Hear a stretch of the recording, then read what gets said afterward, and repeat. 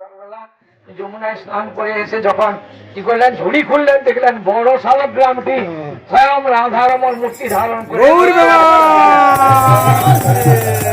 তখন তাকে সুন্দর করে অভিষেক করে তাকে কি করলেন, বিভিন্ন অলংকার পরিয়ে দিয়ে তাকে ভোগ লাগালেন। বিরাট উৎসব চলল। সেই রাধারমণ বিগ্রহ দর্শন করেছেন আপনারা নাকি?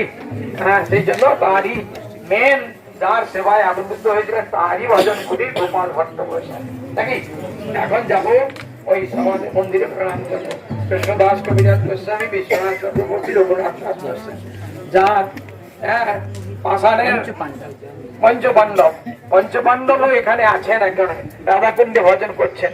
কে কে রাধাকুণ্ডে থাকবেন বলুন? একটাও কেউ হাত দিচ্ছে? রাধাকুণ্ডে থাকতে গেলে একটা এই ঠান্ডার মাসটা কাটিয়ে যান, তাহলে বুঝতে পারা যাবে রাধাকুণ্ডে কি ভজন করবেন। একটা তুলসী পাতাও থাকে না, তাহলে আপনার শরীর কিরকম হবে কষ্ট। তাই চলুন এখন প্রণাম করি। बोलो गोपाल भट्ट गोस्वामी की, আপনার ভজন কুটি কি। আপনারা পরম পরম সৌভাগ্যশালী। যে সুযোগ ব্রহ্মারও পায় না, যে বড় বড় ঋষি মুনিরাও পায় না, যে বই সুযোগ দেব দেবতারাও পায় না, আপনারা একটা জড়জগতের মধ্যে জন্মগ্রহণ করে আর যে গুরু পাদ পদ্মে আসছেন, যে গৌর বৃন্দাবন ধাম, যে আমরা কানে শুনেছি, তোমরা এখন চোখে এখানে দেখছো। আজ্ঞাবতী লীলা করে গরু রায় কোন কোন ভাগ্যবান দেখতে পায়। এই গোলক বৃন্দাবন ধামে এভরিডে ভগবান শ্রী রাধা গোবিন্দের নিত্য লীলা চলছে। আপনারা ডাবল ডাবল বেনিফিট, কি বেনিফিট? একটা তো তোমরা এসে আর গুরুদেবের সঙ্গে বৈষ্ণব মহাজনের সঙ্গে পরিক্রমা করা, এটা পরম পরম সৌভাগ্য। এই গোলক বৃন্দাবন ধামে আজকে কাকে গুরু মহারাজ বললেন, রাধা কুণ্ড সর্বশ্রেষ্ঠ মুকুটমণি চূড়ামণি রাধা কুণ্ড, যদা রাধা তদা বিষ্ণু দশমুকুন্ডম যন্ত্রণা ললিতায়াম বিশাখায়াম রাধা কুণ্ডম সর্বগুণম।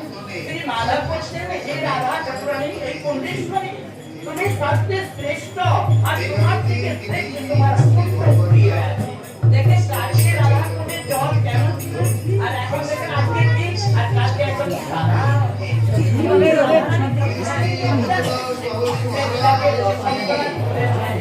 শক্তি আছে, এই কুণ্ড রাধা কুণ্ড ভ্রমণ করতে করতে সর্বপ্রথম আমি আমার পর্যটক মহারাজ আপনাকে দর্শন করালেন রঘুনাথদার বইয়ে প্রভুপাদের ভজন কুটি আর আমার কি বলে ভক্তিবিনোদ ঠাকুরের ভজন কুটি।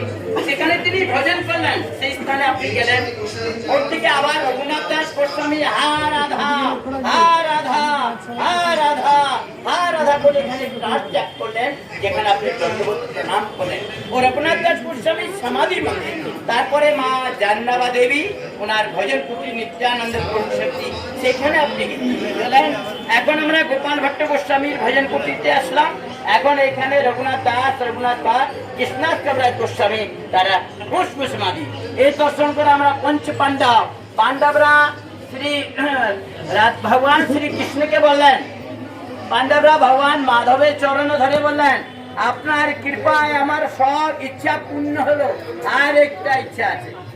তখন ভগবান কৃষ্ণ বললেন, কি ইচ্ছা আছে বলুন?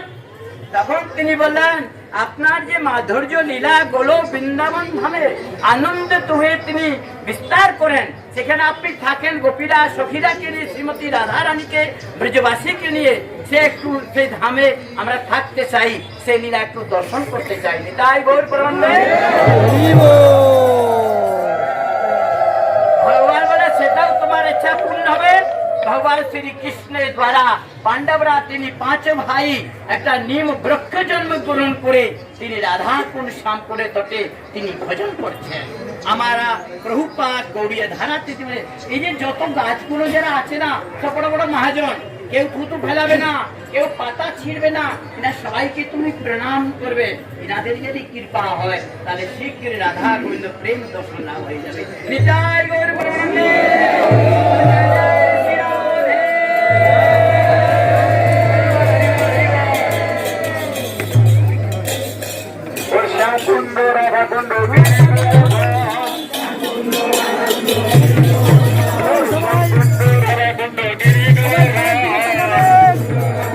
আছে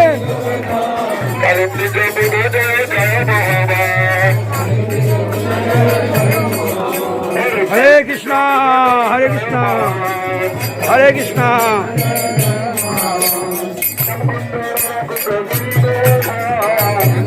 রাধে রাধে রাধে রাধে।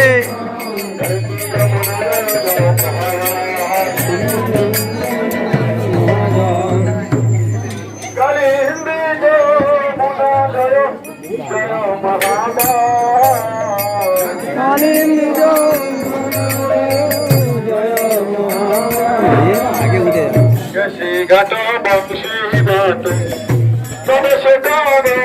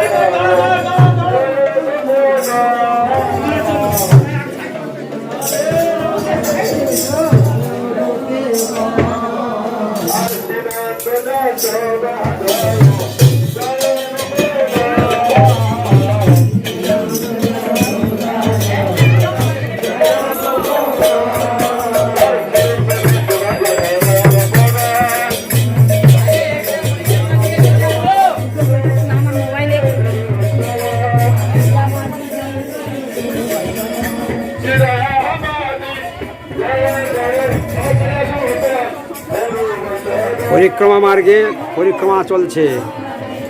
কৃষ্ণদাস কবিরাজ গোস্বামীপাদের পুষ্প সমাধি, গোপাল ভট্ট গোস্বামীপাদের সমাধি সহযোগে দর্শন। গৌর প্রেমানন্দে হরি হরি বল।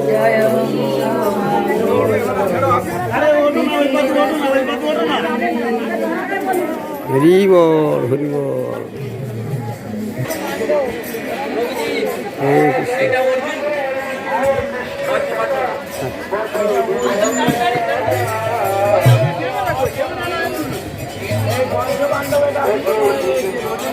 এই যে বৃক্ষটি আপনারা এখন দেখছেন, এটি স্বয়ং ভগবানের পরম প্রিয় সখা অর্জুন। এবং এইখানে যে 5টা বৃক্ষ আপনার পরপর দেখতে পাচ্ছেন, এগুলি পঞ্চপাণ্ডব। তারা বৃক্ষরূপে রাধাকুণ্ডের স্বয়ং ভগবানের নিত্যলীলা নিত্য দর্শন করছেন। এই অমৃত দর্শন, এই দর্শন কোনো দিন আমরা পাবো না যদি আমরা শুদ্ধ সাধুসঙ্গ না করি। সাধুসঙ্গ ব্যতীত এখন আপনারা দেখছেন সামনে শ্যামকুণ্ড, শ্যামকুণ্ড, তার চারিপাশে শতসন্ত কুঞ্জ শোভিত এই অপূর্ব দর্শন। ভক্তগণ মহানন্দে দর্শন করছেন। হরিসংকীর্তন সহযোগে গৌড়ী মিশনের বর্তমান আচার্য তথা সভাপতি ওং বিষ্ণুপাদ পরমহংস অষ্টোত্তর শতমত ভক্তি সুন্দর সন্ন্যাসী গোস্বামী মহারাজের আনুগত্যে এই বর্ণাঢ্য নগর সংকীর্তন শোভাযাত্রার সহযোগে দর্শন আদি চলছে। মহাসংকীর্তন এবং দর্শন। হে ভক্তগণ সবাই হরিবল হরিবল হরিবল।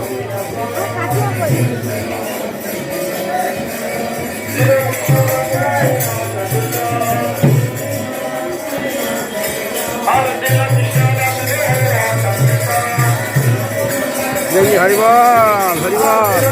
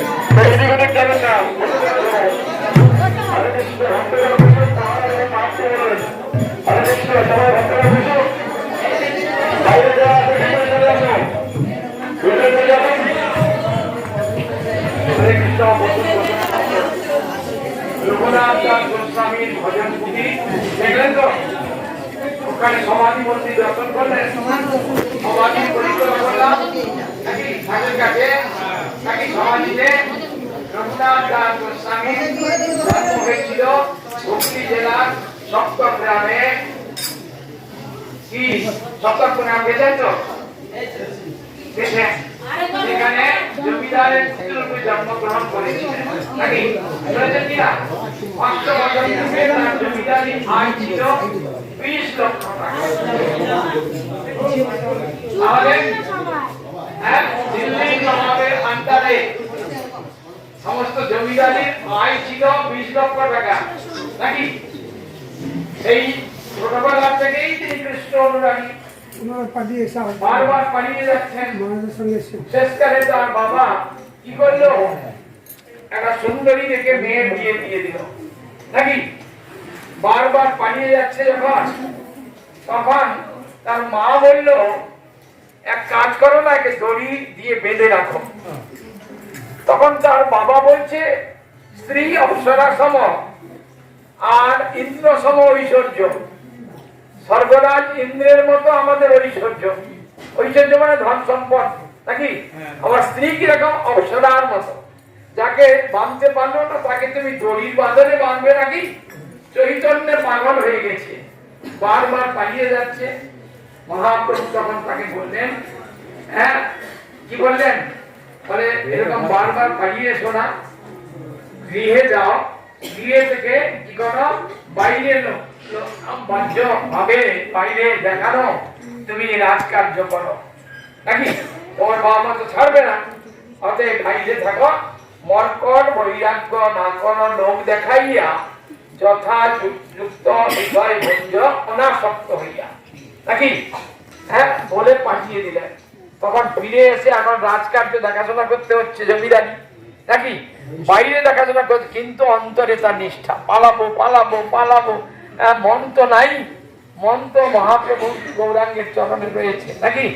তাই এখন কি করবেন বুঝতে পারলেন? নিত্যানন্দের কৃপা ছাড়া কখনো মহাপ্রভুর কৃপা হবে না।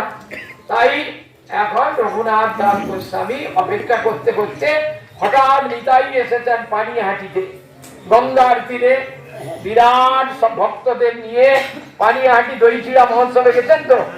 গেছেন কিনা? দেখেছেন কিরকম সেখানে ভক্তদের সম্মেলন। সেখানে নিত্যানন্দের চরণে এসে যখন বলেছিলেন, নিত্যানন্দ তখন দণ্ডমত প্রণাম করাতে তার পাটা তুলে দিলেন। কার মাথার উপরে? রঘুনাথ দাস গোস্বামীর মাথার উপরে তুলে দিলেন। চোরা চোরা এতদিন লুকিয়ে বেড়াচ্ছিলি, যা বৈষ্ণব সেবা দিতে হবে তোকে। যত বৈষ্ণব এসেছে দইচিড়া মহোৎসব দিন।